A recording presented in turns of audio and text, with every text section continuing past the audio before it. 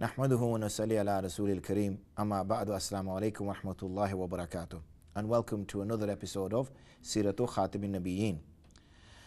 Today we're going to carry on where we left off. In fact, we kind of left part way in the middle in which we were talking about the Prophet ﷺ's major incident which took place, in which two individuals came to him and lay him on the ground and sort of tore open his abdomen, tore open his torso, and cleansed it. In one case it mentions that there were two men who came and they were carrying a basin full of ice. I mentioned that narration to you, and I said that I will share another narration with you when we return again. So we'll take our discussion from there. In this case, Imam Ibn Ishaq alayhi rahmah mentions this, and he quotes it from Utbah ibn Abdullah, who mentions that the man asked the Prophet sallallahu alaihi wasallam, he said, "What happened to you first, O Messenger of Allah?" So he mentioned that my wetness was from Banu Sa'ad ibn Bakr, and we've already discussed the various wetnesses that the Prophet ﷺ had. And her son, her real son, his sort of foster brother, he said to me that let's go and get some food. We were out looking after a flock of sheep, and he said, let's go back and let's get some food from our mother's home. So we rushed to go. And as we were going along, these two huge white birds arrived, like the size of an eagle. And they came along and they started to talk to one another. A conversation ensued. And one asked, he said, "Is that he?" And the other eagle replied, "Yes." So they both swooped down, and they said, Rasulullah ﷺ mentions this as an adult. He said, they took hold of me and they again laid me on my back. They then split open my abdomen and took out my heart and cut it open. And from my heart they took out two black dots, or two black clots, and they cast them on the ground. And then the one bird said to the other, "Bring me some ice." So they brought some ice, or ice water, and then they cleaned the insides, the heart and the insides. And then they said, "Get some cold water," and then they washed the heart with the cold water. And then the birds said, "Now let's get some cold water." And they got some cold water, and with that they washed the heart. And then they asked for sakina. Sakina is sort of tranquility, as being in a state of peace, being in a state of calmness. And this was brought and it was sprinkled onto my heart. And then one said to the other, "Now we can sew it up." So he did that. They sewed up the heart, and they sewed up the body as well. And he mentions that they placed on my heart the seal of prophethood. So again, like if you recall from the last episode in which we mentioned the narration, and when various members of the Prophet ﷺ's nation was being measured against him or weighed against him, he mentions then that one of the birds said, "Place him on one scale of the balance and place 1,000 of his people on the other side." So he said, when I looked up, I saw that there was 1,000 people above me, and I was concerned that they might fall off out of this pan onto me. So the bird said that if his whole nation was balanced against him, then he would still outweigh them. So he's explaining the Prophet ﷺ's status, his status within his ummah. And he says, I was frightened, obviously. Don't forget, Rasulullah ﷺ was a young boy. This is the first time he's experienced something like this. So he said, I rushed off and I went to my foster mother and I explained to her what had happened to me. So again, as we mentioned in the narration before, they got somewhat disturbed by this. They didn't know what was happening. So they said, "May Allah subhanahu wa ta'ala protect you." And what they decided was that, look, between husband and wife, we need to take him back. We need to take him back to his mother just before something happens that we can't answer. And then we have regret. And obviously we'll be accountable because we're responsible for a child. So they got the mule together and they set off to travel. She rode behind me and we got there until we reached our mother. And then she said to my mother that I fulfilled the pact and agreement that we had, but she didn't. She told her mother what had happened, but she said that my mother wasn't as disturbed. We had another narration that Rasulullah ﷺ's mother was somewhat disturbed by what was told to her, but in this case, he mentions, or the narration mentions, that she wasn't disturbed or she wasn't shocked. And she said the reason being, and she explained why there was a lack of response or a lack of a shocked response, was that when he was born, and I saw a light which came from inside of me, and it sort of lit up the castles of Syria. So you can see that the greatness had already been sort of prophesied and had been observed from the Prophet ﷺ. So we have another narration in which this is Abu Dhar al-Ghifari, who said that he was asked, O Messenger of Allah, how were you informed that you were a prophet, and when did you become convinced that you were one? So a question that we'd all like to ask the Prophet ﷺ ourselves. Fortunate for us, a Sahabi asked the question. So Rasulullah ﷺ replied, he said, O Abu Dhar radiallahu anhu, two angels came to me. So we have a slightly different narration again. And when I was in one of the valleys of Mecca, one of them dropped to the ground, and while the other remained suspended between the heavens and the earth. And one said to the other, is that he? And the other responded, yes, it is. Then they said, okay, weigh him against another man. And he did so, and I outweighed them. He mentioned the narration, how his chest had been cut open, how it was then sewn up, and the seal was then placed between his shoulders. So we can see this being mentioned, even though we had a narration previously in which the seal was mentioned that at the time of his birth, Rasulullah had this seal where he had this sort of growth of hair and a slight lump, slight raised area between his shoulder blades. And this is being mentioned again here in this particular narration, but may mention at a later time. We saw also another narration which mentions this story as well. This time is from Sayyidina Anas ibn Malik radiallahu anhu, in which he mentions that the Messenger sallallahu alaihi wasallam was visited by Jibreel alayhi salatu wasalam. And he says, I was playing with some other boys when the Jibreel alayhi salatu wasalam came. And he said, Jibreel alayhi salam took me, he laid me down, and he split the heart open. He said, he split my heart open. He took it out, and he took out, in this case, a black clot. And he said, that's Shaitan's portion, and he removed that. Then he washed it in a golden basin with water from the well of Zamzam. He then mended him up, stitched him up, put everything back into place, and then the boys quickly went off to his Rasulullah's wet nurse, to his foster mother, and to the other boy's mother, and they started to say, oh, Muhammad sallallahu alaihi wasallam, obviously in that case he wasn't a prophet, but they said, oh, Muhammad has been killed, Muhammad has been killed. And when they went quickly to meet him to see how he was very pale, and we could see the marks of the sewing on his chest. We are also mentioned a narration in which Rasulullah was visited in Medina as a grown man. And the two angels came to the Messenger, took him to the Zamzam, split open his abdomen again, took out his insides and put them in a basin of gold. They washed them with Zamzam water, filled his insides with wisdom and knowledge. Another narration, I'm mentioning these narrations to you just to sort of get a broader idea of what happened and what the Prophet ﷺ experienced with this one event. And this event is quite a miraculous and unique event, something which hasn't been, so no other person has experienced. And also it talks, to be honest, we mentioned this before to you as well, it talks about a kind of an action taken on the Prophet ﷺ's body, which would have been unheard of in those days, which would have been considered that should have brought death to this person. Now when we hear about abdomens and torsos being cut open in order to carry out an operation, it's sort of not news to us anymore. But in those times this would have been remarkable to understand this.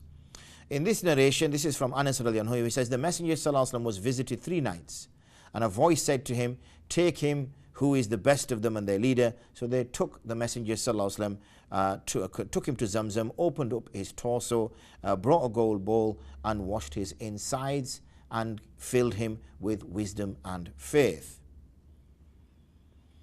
Now, we had this event taking place with the Prophet when he was a young boy, a very young boy, around anything between the age of sort of 3 to 6 years old, most likely around 4. But then we also have this narration, a number of narrations, which are mentioning that a similar episode took place with the Prophet ﷺ as a grown man. And the specific point that it comes together is when the Prophet ﷺ went on his night journey, the Isra, where he traveled, the Mi'raj, where he traveled from Medina to the Bayt al-Maqdis and went up the 7 heavens. And this is also mentioned to him, and it mentions here that the laying where he was laid down and his chest was torn open. So this obviously took place twice.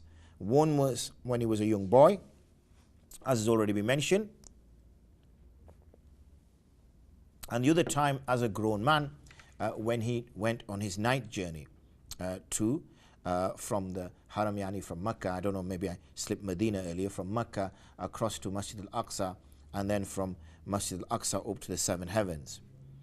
So we have this, so it's occurred twice, the night of ascension and also the time when he was a young boy, when he was sort of 4 or 5 years old.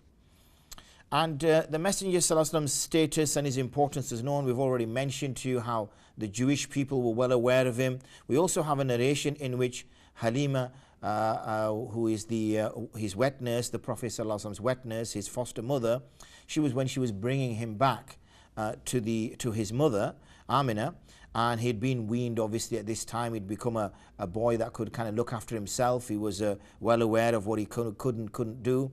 He had less need of relying on adults now, and she was returning him back to his mother, as we'd already discussed before, and she went past a caravan of Christians. And when they asked him as to who this boy was, she mentioned him and gave some details about him, about his parents. So they had a rough idea who he was. So they took the boy and they turned him around and they looked on his back to see if the signs were there, and they noticed the sign was there. So they said, okay, we need to take this boy into our custody, and because this person is going to be of very great importance and significance. Obviously, Halima had an arrangement with Amina, the mother of Prophet Muhammad ﷺ, so she explained and found her way and somehow managed to get away from them. So here we can see, because obviously she feared harm. She feared that people had already mentioned his name. The people were kind of on the lookout. The main people who knew about him were the Ahl Kitab, in this case the Jews and the Christians. They were well aware of the arrival of this man. They were well aware of the arrival of this young boy who would eventually become this great man, and he would gather together and he would have the knowledge of the heavens again. Allah subhanahu wa ta'ala would speak to man again, and this time it would be to the Arabs, and this man would not only become a spiritual leader and a leader for the hereafter, he would also become a worldly leader. He would become a leader of men in this world itself. So he was of great importance, he had great relevance, and at such a young age where there was very few people to protect him, and as yet he hadn't declared prophethood, the chances of him being absconded, kidnapped, or dealt with in ways of that nature were pretty high. So individuals around him, his foster mother, his mother, and then with the passing of his mother, his grandfather, and with the passing of his grandfather, an uncle, until finally Abu Talib, these individuals took responsibility for him until he became a man, until he became a fully grown man, and he had respect himself within the community. And then, as we saw with the advent of Islam and his declaration of prophethood when he was around 40, we saw then that he started to grow a band of men and women around him, until eventually he became a reasonable group of individuals, but still not strong enough to stand up against the Quraysh, still not strong enough to stand up against the mushrikeen. So as a result, he left Mecca, took sanctuary in Medina, grew in strength, grew in numbers, until victory was granted to him over Mecca, and then he was untouchable. But even prior to that, Allah subhanahu wa ta'ala, because the Sahaba used to, and I'm sort of skipping through and we'll get to each part in its rightful place, the Sahaba used to protect him at night, until eventually Allah subhanahu wa ta'ala took responsibility for that himself and said that you do not need anyone to guard you no more. But we'll move on. So he was brought back to his mother, and Abdul Muttalib ordered his son Abdullah to take the baby and to go around the quarters of the bed to find a foster mother. That's what we already know. He did this, hired Halima, as we know, and then the boy stayed, Muhammad stayed for 6 years. But he was brought each year to visit his family so that they would see him. And when this opening of the chest had occurred, she took him back, and then he lived with his mother. In this case, in this narration, it mentions up until he was 8 years old. So he returned, so he must have been much younger. As I said, around 4 or 5, it seems most likely, when his chest was torn open and his heart was washed and his insides were washed, and wisdom and sakina and iman was placed within him. And then when he was brought to his mother passed away when he was 8 years old. So even though he's still a boy, he's lost both parents. Obviously, he's already lost his father prior to that, even before he was born. And then Abdul Muttalib took over, the grandfather of Prophet Muhammad ﷺ. But it wasn't long before he passed away as well, and it's reported in this narration in particular that the Prophet ﷺ was 10 years old when the grandfather passed away. So you can see he's not even become baligh yet, and the three sort of direct people around him who you would think would take responsibility for him, the fact that he didn't have a brother or a sister, it is not except through fosterage, but he didn't have them through bloodline. He was left alone. His parents gone, and then his grandfather gone. Now he needed to sort of branch out in terms of uncles and aunties to look after him, and that's what happened next. His two uncles took responsibility, the two brothers of his father. The first one being Zubair, and then Abu Talib. But Az-Zubair rather took responsibility first. So he used to travel then in his early teens with his uncle Az-Zubair, and he would go to Yemen. And it is here where further signs of prophethood were seen. We can see that one of these was that a camel was had made its way across the valley through which this group of the Prophet ﷺ and his family were passing. And when he saw the Prophet ﷺ, he came over and he knelt down on the ground and he rubbed his chest on the ground until the Prophet ﷺ mounted on the camel. Another sign was that they came across a stream, but the stream had obviously taken a lot of rainwater, and this rainwater had caused a flood, and the water had far exceeded the amount that the stream could hold. But when Rasulullah ﷺ was going over it, it dried up, and he was able to cross over it. So we can see here that in the early stages of the Prophet ﷺ's life, he's lost his father even before he was born. He's lost his mother at approximately the age of 8 years old. He's lost his grandfather at the age of 10. But it wasn't long after that also his first uncle, Az-Zubair, who was looking after him, also passed away. And it's reported that he was around 14 years old. So reaching up to Baligh or around that age, if not in the first year or so, he's lost many guardians which we wouldn't lose in a lifetime. So he's being left alone. He's getting used to looking after himself. He's getting used to not necessarily relying on people around him. And this is all training. You see, when things happen to us in our lives, this is experience. And from experience, we're supposed to learn. Our soul goes through various experiences. And we're being trained by Allah subhanahu wa ta'ala, especially those of us who have been chosen for Allah subhanahu wa ta'ala's work. We have to be put through various difficulties because we're weak people and we wouldn't put ourselves in difficult situations. Naturally, we avoid difficult situations. But as I say, no pain, no gain. So physically, we have to work out a little bit. Physically, we have to run a little bit. Physically, we have to go that extra mile in order to feel the benefit of that. But spiritually, we also need to gain.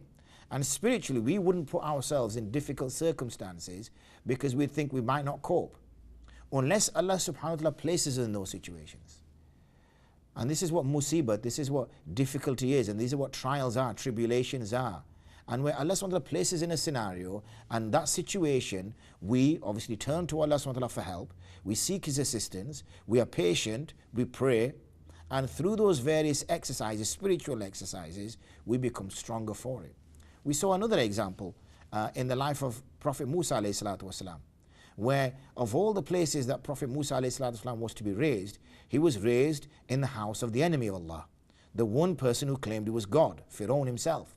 The question might come, why would Allah subhanahu wa ta'ala place his beloved prophet, those humans who are most dear to him, why would he place them in a house of the one who is his enemy? Again, experience. He needed to go through that. Why? Because he would then come back to take on Fir'aun. And the princes that he would grow up with, those particular princes, he would have to be able to compete with them and also be the better of them. So when he would return, he would have the confidence and the heart to be able to take them on. So we saw Musa alayhi salatu wasalam becoming the best fighter amongst the princes. We saw Musa alayhi salatu wasalam becoming the best horseman amongst these princes. We saw Musa alayhi salatu wasalam becoming the most intelligent and highest achiever amongst the princes. So amongst the princes, he was highly regarded.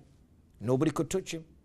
So when he returned, looking like a shepherd, dressed like a farmer, had he been not in that environment, had he not been raised in that environment,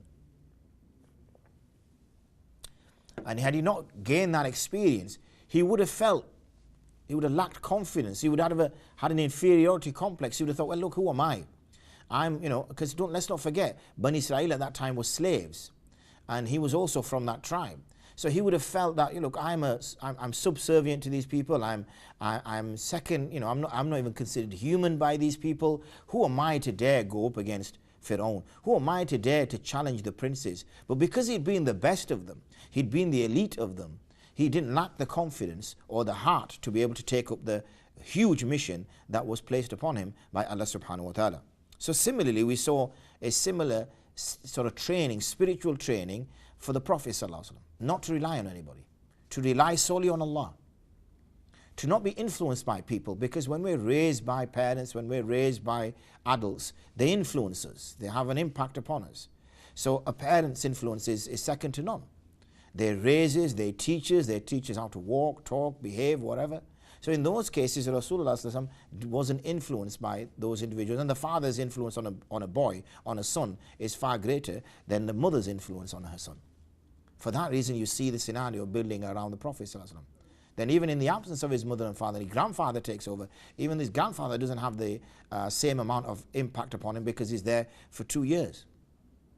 Furthermore, his uncle, until even as Zubair passes away and Abu Talib takes responsibility.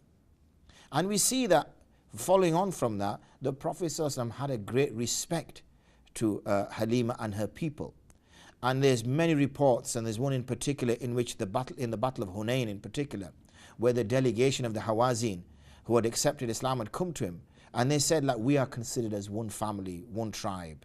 And they've said that, look, some of our people have been taken as prisoners. Could you please obviously free them? And in that case, the Prophet ﷺ abided and he freed them because of that relationship that he had with those people when they looked after him and they raised him. So he never forgot that. He never forgot that upbringing and the influence that those people had upon his life. So we've mentioned, parting, but we want to just sort of focus a little bit upon the two people that left the Prophet ﷺ and he was left alone. One is obviously his mother Amina, and the second one is the grandfather. So let's return back to when the Prophet ﷺ lost his mother. So after he mentions when Rasulullah returns to his mother Amina, after he's had his time being raised by Halima as a witness, as a foster mother, Ibn Ishaq mentions that he stayed with his mother, and also his grandfather was there as well, Abdul Muttalib, to take care and to look after him, because he needed a male figure as well, due to the patriarchal society which the Meccan society was. But in order to carry on and give this in great detail, I'm gonna have to pause there. The reason being is I've noticed that we've sort of run out of time to complete that tale, and you might think that I do this intentionally, that I kind of leave it in suspense. Maybe I do. Maybe it's a way to hook you in so that you can join us again in the next episode. Well, in the next episode, it's going to be somewhat more a sad episode initially anyway, because we're going to explain the experiences which the Prophet ﷺ went through when he lost his dear mother, and how that impacted him. And also we'll be able to explore where she was buried, and did the Prophet ﷺ visit her? Was he allowed to supplicate for her? We will also touch upon a very difficult subject, and that very difficult subject is that were the family members, was the mother of Prophet Muhammad ﷺ a Muslim? Was the father of Prophet Muhammad ﷺ a Muslim? And then was his grandfather, and then even Abu Talib, who looked after him after? Now, these are difficult questions, and to be honest, those of you who know me, I don't normally respond to those kind of questions when people ask them of me, because A, I see no benefit in them, and B, it's not something that I'd like to mention from my mouth, which would upset the Prophet ﷺ, and that's something that we have to be very careful about, that we don't offend the Prophet Muhammad ﷺ. He's very dear to us, and anything which would be even remotely offensive we should avoid. However, and there is a however, because we're sort of explaining the Siratu Khatam Nabiyin, because we're explaining the biography of Prophet Muhammad ﷺ, it wouldn't be correct for me to just skip that part out and avoid it as much as I would like to. So apologies in advance. The aim is not to cause offense to anybody, or clearly not to cause offense to the Prophet Muhammad ﷺ, and I wouldn't dream of doing something like that. But it's a factual point that needs to be raised more for awareness so that people are aware. And it is at that, and we are at that particular juncture. It's where we need to discuss that, but we won't have the time to discuss that here and now. We will have to discuss that the next time we meet. So those are apologies in advance. So somewhat a sad type of episode to come up, but also answer quite pertinent questions which some people may have, explaining how the Prophet ﷺ was raised, particular the people around him, what kind of impact did they have on him. Did the Prophet ﷺ, these are questions which can go through, what religion did he follow? This is a question which does come up. If Islam, obviously as Muslims we believe that Adam ﷺ was the one who brought Islam, but what religion, but the Prophet ﷺ declared prophethood when he was 40, so what religion did he follow? For that and for all the other points that I've just mentioned to you, you're going to have to join us again, inshallah ta'ala, next episode of Siratul Khatam Nabiyyin. I hope you can join me, and we will carry on our journey through the biography of the Prophet Muhammad sallallahu alaihi wasallam. Wa akhiru da'wana and alhamdulillahi rabbil alameen. Assalamu alaikum wa rahmatullahi wa barakatuh.